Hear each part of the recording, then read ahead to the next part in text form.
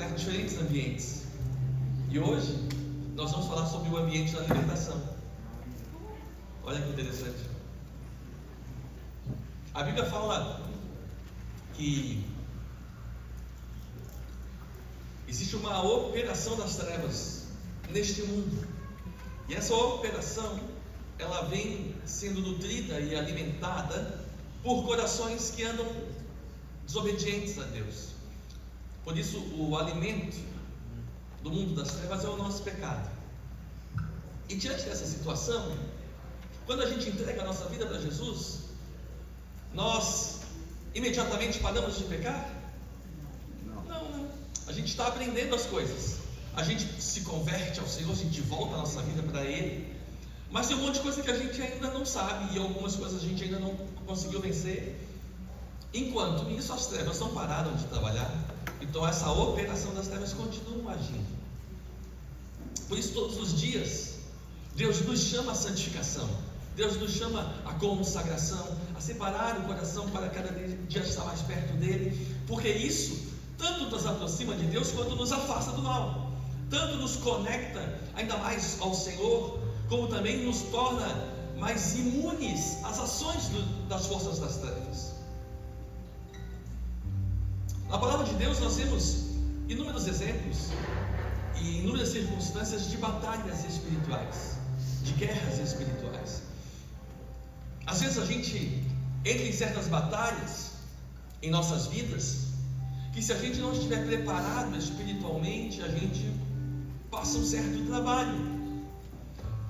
Para você entender, não é toda guerra que você tem que entrar, não é toda batalha que você é chamado a batalhar.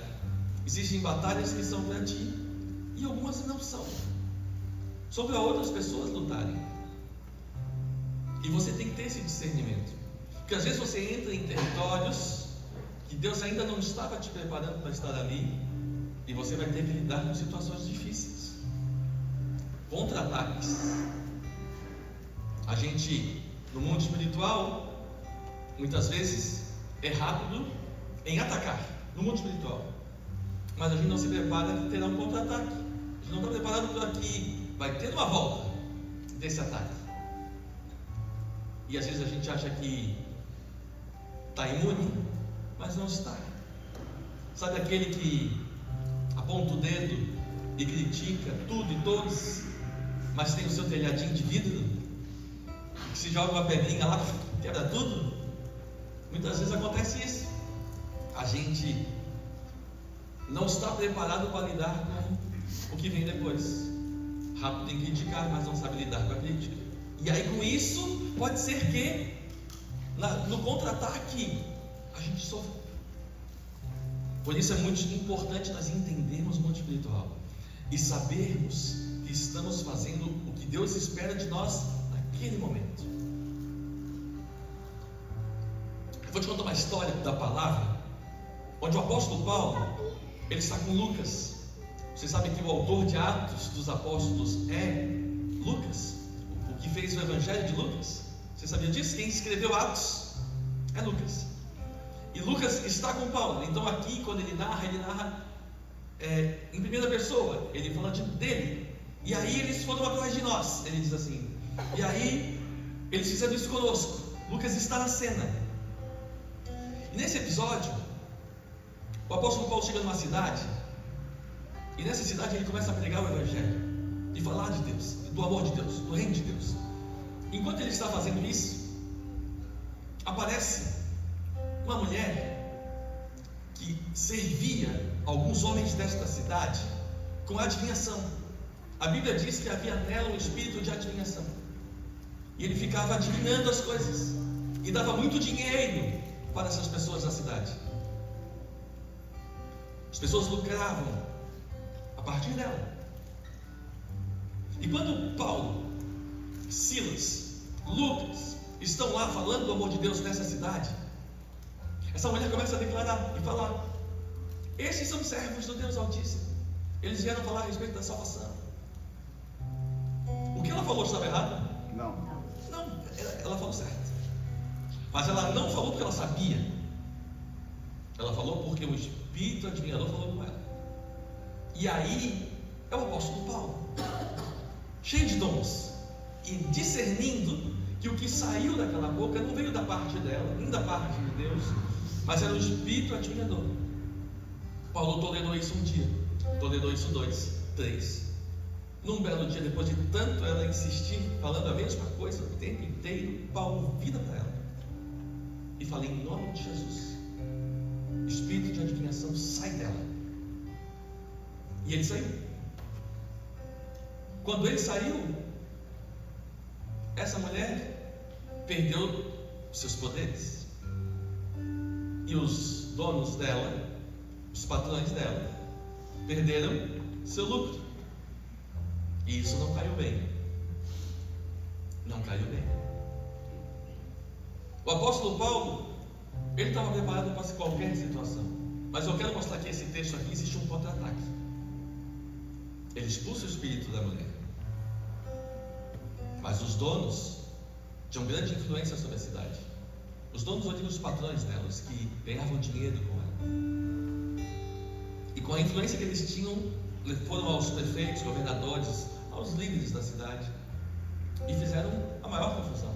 Arrastaram Paulo, Lucas e Silas para a praça e disseram: estes homens, eles estão fazendo confusão na nossa cidade. Ele não podia dizer que estava perdendo dinheiro, porque isso talvez não tivesse tanta adesão. Então ele apelou para o senso comum da cidade e ele disse: esses homens estão exigindo que a gente faça coisas que a gente não pode fazer, porque eles são judeus, a gente é romano, e eles estão fazendo confusão no nosso meio. E aí vem o contra-ataque. E isso eu quero te dizer, cristão, cristã, homem de Deus, mulher de Deus, você precisa estar preparado, porque existem momentos que Deus não vai te livrar, Deus vai te deixar passar pela luta. Deus quer isso, porque em ambientes de luta, ambientes de maior dificuldades, que Ele vai refinar no seu coração coisas que Ele só consegue fazer nessas circunstâncias. Aparentemente, quem olhar para ti naquela situação, ou olhar para Paulo nesta que eu vou contar, ele está perdendo, ele está em derrota. Quem olha de fora está vendo os líderes da cidade dizendo: prendam eles, amarra eles num poste, pega uma vara e desce a porrada neles. E acontece isso. Eles são amarrados e vem um homem com uma vara e dá-lhe varada nas costas. Quem olha isso diz: meu Deus, mas como é que Deus permite o apóstolo Paulo? Como é que isso acontece? Como é que Deus permite eu sofrer? A gente vive numa geração, não só uma geração, mas uma cultura ocidental, onde o sofrimento em si parece ser negativo. Mas a cultura oriental não pensa assim. A cultura oriental, e Israel faz parte de uma cultura oriental, Deus trabalha no meio do sofrimento, Deus refina no meio do sofrimento. Só sai azeite da azeitona no sofrimento, na pressão. Tem certas coisas que só vai fluir através das nossas vidas quando Deus nos humilhar um pouco, deixar a gente passar por situações difíceis, para que a gente aprenda em qualquer circunstância amar a Ele. Amar a Deus quando está tudo bem é fácil, mas Deus nos chama a amá-lo em toda e qualquer situação, honrá-lo em toda e qualquer situação. Você seria capaz de, numa crise ferrada no seu casamento, descobrindo que seu cônjuge está te traindo, você seria capaz de, naquele mesmo dia, ministrar louvor e adorar ao Senhor? Seria? Porque eu já vi isso acontecer e eu acho isso sensacional, porque uma pessoa que está com a alma ferida, rasgada, em nenhuma circunstância deixaria de adorar ao Senhor se o amasse completamente. E uma vez eu vi isso acontecendo, sabendo das situações do Senhor. Deus, tem o teu servo que está te honrando, está te adorando, ele mas por fora ele está ministrando louvor e declarando em qualquer situação: meu Deus, tu és digno de honra, digno de glória, digno de louvor.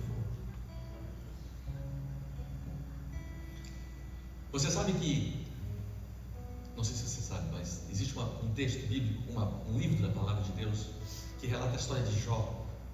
Você já ouviu falar em Jó? A história de Jó ela é muito interessante. Mas na história de Jó, a Bíblia conta que o príncipe das trevas, Lúcifer, estava andando pela terra, percorrendo a terra, e depois ele entra na presença de Deus dos céus. Tudo isso está descrito lá. E Deus fala com Lúcifer e pergunta para ele assim: por onde andavas? E ele diz: acabei de dar uma volta na terra. Aí Deus pergunta para Lúcifer: por acaso tu observaste o meu servo Jó? Deste uma olhadinha nele? E ele diz: dele. E aí Deus fala: fera ele, né?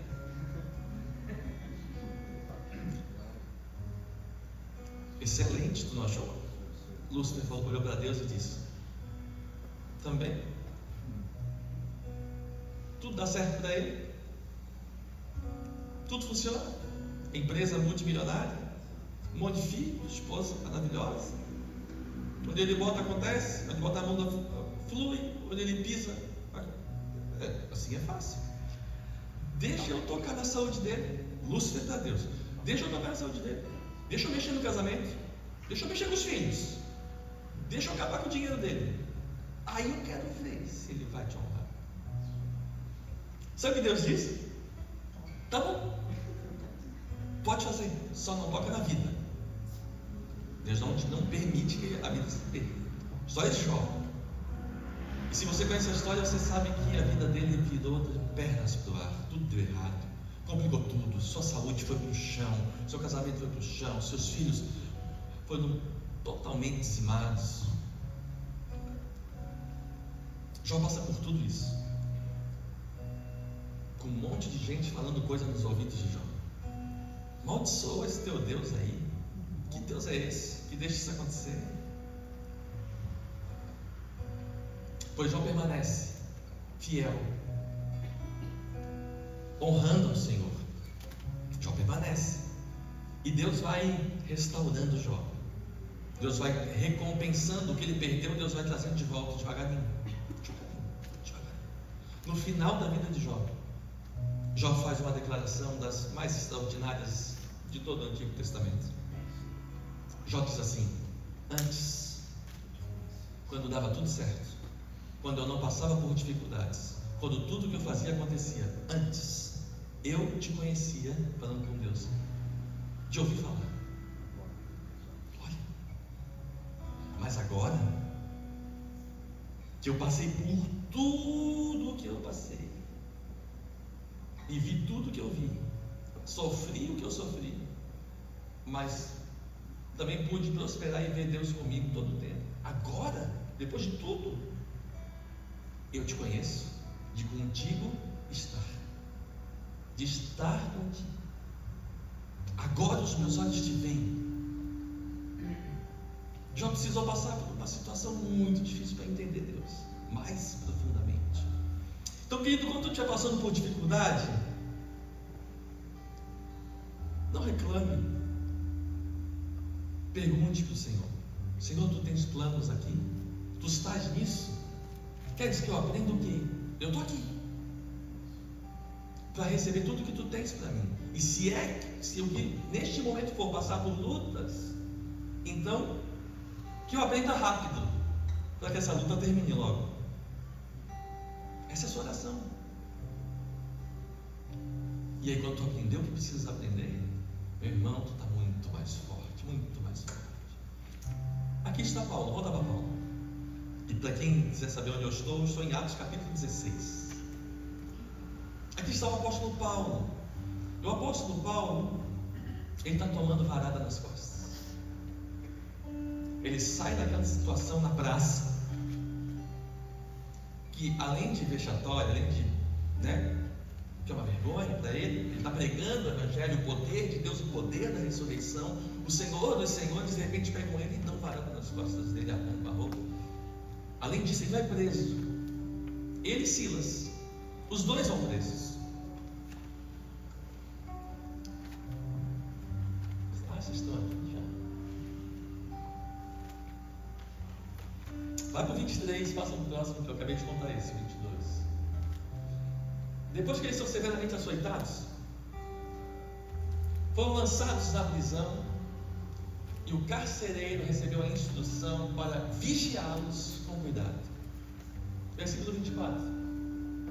Tendo recebido tais ordens, ele os lançou do cárcere interior e lhes prendeu os pés no tronco. Volta. Aí. Você consegue imaginar a cena? Uma prisão úmida, escura, amarrado com seus pés num tronco, com as costas em carne viva. Depois de falar de Jesus, eles poderiam pensar assim: Senhor, que recompensa é essa? Eu estou falando da tua obra, eu estou falando de ti, e agora eu estou aqui, no escuro, com fome, com dor. Eles poderiam ter ido para essa, como Jó poderia ter ido para esse lado também. Bota o versículo 25 para nós então. Olha o que eles fazem. Por volta da meia-noite, Paulo e Silas estavam orando e cantando. Orando e cantando hinos a Deus. Os outros presos os ouviam. Não entrega o ouro para eles. Volta para o 25. Imagina, querido, Paulo e Silas orando e cantando hinos a Deus nessa situação. Meia-noite, prisão em silêncio total, dois doidos cantando, exaltando o nome de Deus, no escuro. Toda a prisão só ouvia os dois. Pois quem anda com Deus não está preso em lugar nenhum. Não está. Não existe opressão, não existe guerra espiritual para aquele que está na presença de Deus, porque Ele faz de uma prisão à meia-noite um lugar de adoração. Ele traz o céu para o meio da prisão à meia-noite. O ambiente daquela prisão mudou de opressão, de escravidão, de desespero, de dor. De repente virou um lugar de adoração. E aqui você precisa saber disso. Houve contra-ataque? Houve. Paulo poderia muito bem ter expulsado aqueles demônios, aquele demônio daquela mulher, aqueles espíritos malignos, e ganhado a cidade toda para Jesus. O cenário poderia ser outro, mas não, naquela cidade havia guerra, havia um momento espiritual ali naquela cidade difícil. E o contra-ataque foi por Paulo na prisão, Silas na prisão, depois de eles terem apanhado muito. Mas como é que você responde a um contra-ataque das trevas? Você ora e você adora Deus. É assim. Se você reclamar, você perde a autoridade. Se você ir para o lado do vitimismo, isso sempre acontece comigo, o negócio é comigo, Deus não me ama, você perde um grande momento de construção e de edificação de Deus na sua vida. Se você ora e adora, você silencia o poder das trevas sobre ti. Porque não há como, e você tem que aprender isso nem falando no sábado, não há como o mundo das trevas resistir à adoração de um coração apaixonado por Deus. Amém. Não dá, porque a adoração é a linguagem do céu. Eles caíram do céu. E de repente eles veem a linguagem do céu na terra. Isso é um choque no mundo espiritual. É completamente antinatural. Como você está com as costas em carne viva, como você está preso com seus pés num tronco à meia-noite, numa prisão, no interior da prisão, botando ele mais dentro ainda, e você está cantando, você está adorando.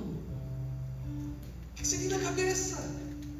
Eu tenho Jesus, que é o único que me liberta de qualquer situação. E é isso que você precisa entender. Quando você aprende a entrar na atmosfera da adoração, no ambiente onde você exalta e engrandece a Deus, o teu mundo natural, que pode estar naquele dia te oprimindo, ele perde toda a força. Você muda o ambiente da sua vida. Você muda o seu ambiente daqui, da sua mente. Porque a maior guerra de todas que nós enfrentamos é aqui, com os nossos pensamentos. E quando você está sobre aquela nuvem escura pesando sobre ti, é a hora de você lembrar de Paulo e Silas, porque eles também estavam com uma nuvem bem escura sobre eles, mas oravam, cantavam, e enquanto faziam isso, a atmosfera ia mudando. A dor das costas não era mais percebida. A prisão virou lugar de adoração. Eles precisavam de mais o quê? Se eles tinham a presença de Deus com eles naquele lugar. E é isso que acontece com um homem e uma mulher de Deus. Você se torna inabalável quando o único que tinha poder de te abalar, você o adora, você o busca. Os homens não têm poder de abalar aquele que se porta na presença de Deus em louvor e adoração em qualquer situação. Amém.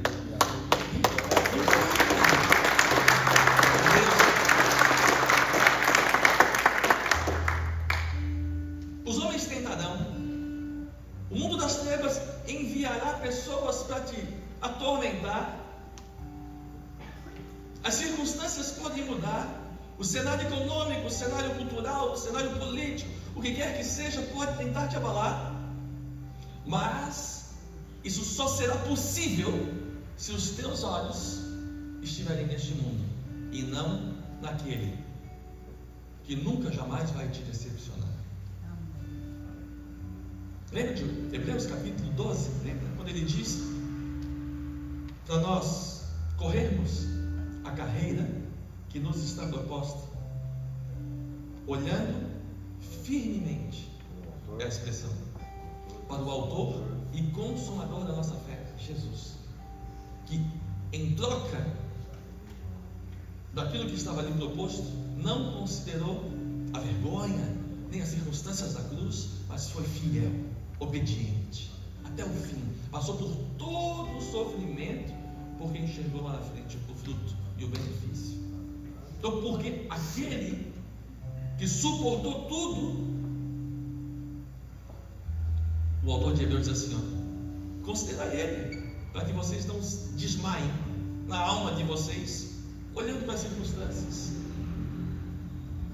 Olha para Jesus, olha para ele, enquanto os teus olhos estiverem nele, e ele for tua força, ele for tua esperança, ele for o teu prazer, ele for tua alegria, ele for tua segurança, enquanto tu olhares para ele, ninguém, nem circunstância nenhuma, tem poder de te abalar. Amém. Você pode estar numa prisão, no escuro, machucado, à meia-noite, e ainda assim, você terá tudo o que precisa para viver, porque você só precisa estar em sintonia perfeita com o teu Deus, para em qualquer lugar, transformar aquele lugar num ambiente de adoração do céu na terra. Amém. Amém.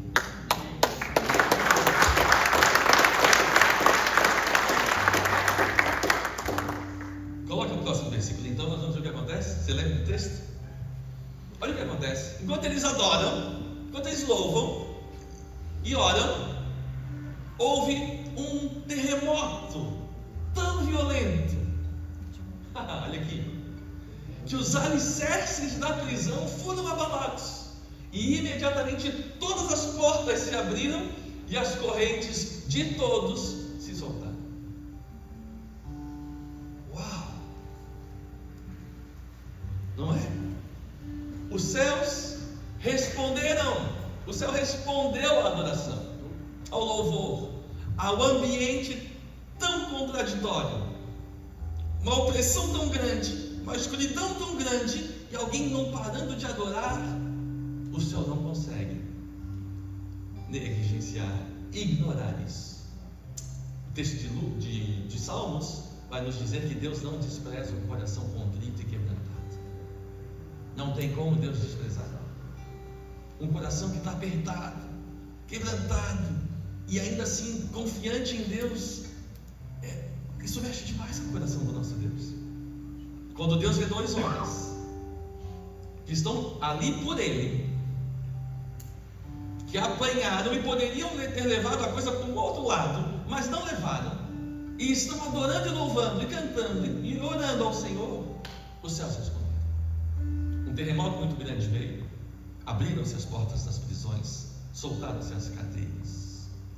O carcereiro, quando ouve essa história, tudo se abriu, ele pensa: vou morrer. Ninguém nunca vai acreditar que um terremoto abriu tudo. Vão achar que eu é que estou combinado com eles, vão me matar. Então mais fácil eu me matar antes. E o carcereiro quase se suicida. Ele tenta se suicidar. E pasmem vocês, ninguém saiu da prisão. Qualquer um de nós, eu acho que saia correndo, não saía? E agora? Abriu a cadeia, abriu a porta, tudo ou nada, corre-se quem puder, vamos embora. Eles ficaram dentro da prisão, todos eles. Veja o texto, coloca para nós. O carcereiro, quando acordou vendo abertas as portas da prisão, desembanhou sua espada para se matar, porque pensava que os presos tivessem fugido. 28. Paulo gritou: não faça isso, estamos todos aqui. Aí, querido, começa Deus a operar de novo. Porque Deus tem um plano muito maior que até Paulo e Silas eram capazes de entender. Deus queria salvar um homem. Com tudo isso, Deus na verdade queria mexer, fazer estruturas do coração de um homem, o carcereiro. O carcereiro, ele entra correndo, trêmulo, e se prostra diante de Paulo e Silas. E sabe o que ele pergunta? No versículo 30, ele diz assim: Senhor, que devo fazer para ser salvo? E aí você ouve uma das frases que você conhece e não sabia que estava aqui. Paulo diz: crê no Senhor Jesus e será salvo tu e a tua casa. E essa promessa a gente toma posse até hoje, que foi para um carcereiro, que só pôde perceber quem é que estava por trás de tudo aquilo depois que toda a sua lógica foi para o chão. Deus mexeu com toda a estrutura daquele lugar para poder fazer um carcereiro entender que ele precisava do Deus de Paulo, do Deus de Silas. Da mesma maneira, meu irmão, minha irmã, quando você passar pela sua luta e passar de peito limpo, de coração aberto, de cabeça erguida, louvando ao teu Deus, você vai perceber que o plano era bem maior do que você simplesmente crescer interiormente. Deus, claro que queria isso, mas Ele também queria mexer com quem está ao teu redor, vendo você passar com elegância, com excelência, por tudo que você está passando. E enquanto você passa por tudo aquilo, adorando a Deus, louvando ao Senhor, pessoas vão se aproximar de ti perguntando também: como é que eu faço para ter isso aí, cara? Porque eu não tenho isso. Eu não sei lidar com isso, com essa alegria, com essa leveza, com essa paz. Não tem nada disso. Eu sou um tormento só quando as coisas dão errado para mim. E tu estás passando por isso de um jeito que não existe aqui. Aí você pode ser. É Jesus. E se você crer nele, será salvo não só você, mas a promessa se estenderá para toda a tua casa. Amém. Sabe o que é isso, querido? É transformar um tempo de batalha, um tempo de trevas, um tempo de contra-ataque espiritual, um tempo de luta, em um ambiente de libertação, onde não é só você que é liberto, mas aqueles que estão contigo também. Amém? A história continua, mas o que se resume na história é que quando o dia vem à tona, quando o sol sai, vem uma ordem dos prefeitos e líderes da cidade dizendo: pode soltar, solta Paulo, solta Silas, porque a prisão deles é injusta, pode liberar eles. Termina assim, sem antes, mas antes, isso é muito bonito. Antes de o carcereiro dizer: vocês estão livres, podem ir, o carcereiro diz: eu quero ser batizado. O carcereiro leva Paulo e Silas para casa, no meio da noite, na madrugada, tudo isso acontecendo de madrugada. Ele leva Silas e Paulo e Silas para casa. Paulo e Silas falam de Jesus para a casa toda. Eles são todos batizados. O carcereiro limpa as feridas que ele mesmo ajudou a causar nas costas de Paulo e Silas. Deus fez uma obra poderosa nessa casa. Poderosa.